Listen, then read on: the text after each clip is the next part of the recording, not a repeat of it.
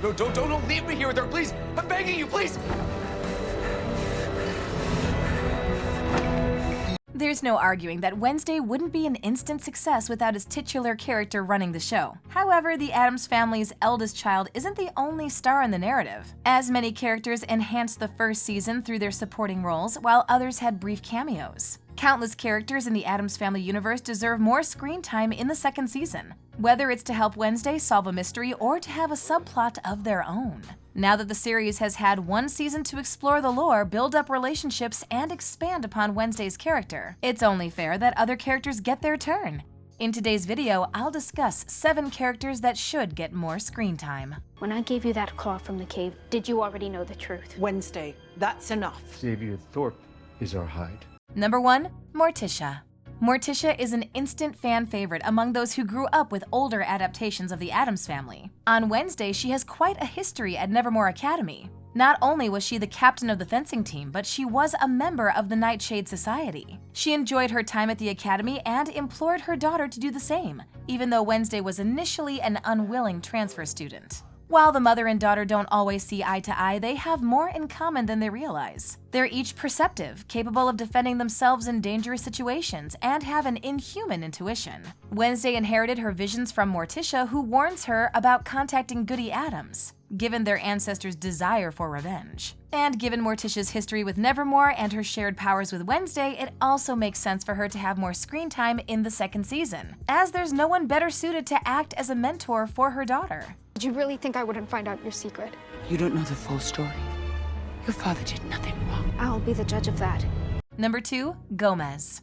If any diehard fan of the Addams Family were asked what their favorite part of the franchise is, the most popular answer would be Gomez and Morticia. Their marriage and the way they treat each other are considered the gold standard by many, especially in regards to romance. While Wednesday does have a few romance subplots of its own, none come close to the love shared between her parents, which the series does well to showcase by pinning Gomez with a murder charge in the middle of the season. Framed for the murder of his former classmate, Garrett Gates, Gomez nearly takes the fall before Morticia comes clean and tells Wednesday what really happened. When she and Gomez were still students at Nevermore, they met and fell in love. However, Morticia didn't realize that Garrett also had feelings for her and that they had slowly driven him insane. One evening, she found Garrett attacking Gomez, and without thinking, she ran Garrett through with a sword, only for him to fall to his death. Gomez told her to return to her room so that he would take the blame for Garrett's sudden end. Gomez was ready to throw everything away for Morticia. If Wednesday isn't looking for romance in the second season, then storylines featuring her dad could be the perfect place to sprinkle in some acts of true love.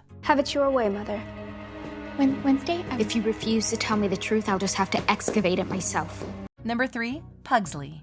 I can't help feeling bad for Pugsley. As the younger sibling in the family, he doesn't have much going for him in this series. He takes a backseat to his sister, who has left home and is going on grand adventures. While he doesn't interact with Wednesday much, we can only assume that the pair care for one another due to Wednesday's actions in the first episode. After having a vision of her little brother being bullied by the students in her high school, Wednesday gets revenge by releasing piranhas into the pool. Her actions led to her immediate expulsion from the school and nearly landed her with a murder charge. But her parents relocated her to Nevermore Academy, where she would be around students who were outcasts from society as much as she was. Unfortunately, changing schools meant she was no longer available to keep an eye on her brother. After the stunt she pulled with the pool, it's safe to assume that Pugsley's reputation was ruined when he returned to class, even if his former bullies knew not to bother him from then on. As the only child at home during the school year, it's also possible that Pugsley has come to miss Wednesday. As they say, absence makes the heart grow fonder, and an episode dedicated to him could see the two siblings reconnecting. Pugsley, emotion equals weakness. Pull yourself together. Now. Number 4. Thing. As far as sidekicks go, Thing is as classic as they come. One of the main members of the Addams Family, Thing is left behind by Gomez on Wednesday's first day at Nevermore Academy. Although he was meant to watch her from afar and ensure she stays out of trouble, he ends up pledging his loyalty to Wednesday and helping her throughout the remainder of the season. While he doesn't have a speaking role like the rest of the cast, he gets his point across with crude gestures and cheeky behaviors that easily make him the comic relief of the series. Throughout the first season, Thing acts as Wednesday's companion and accomplice. It's clear she views him as family, and he does the same, as he doesn't take kindly to being called a pet. He often checks in on Wednesday's well-being and helps her scheme, like when he broke into Tyler's house to help Wednesday investigate him. Thing travels in Wednesday's backpack in the trailer for the second season, so it's safe to assume he's returning for the new year at Nevermore Academy. With him there to watch her back, at least one person will let her know if she takes her investigations too far. Did you really think my highly trained olfactory sense wouldn't pick up on the faint whiff of neroli and bergamot in your favorite hand lotion? Number 5. Cousin It.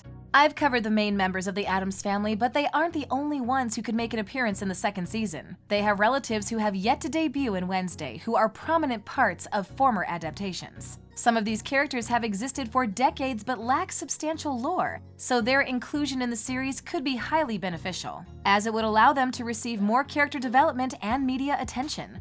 One example could be Cousin It, an individual who has good rapport with his extended relatives, despite no one knowing what he looks like beneath his head-to-toe hair. Even a little screen time would be better than nothing, so there's minimal backstory available about It, aside from his humorous behavior.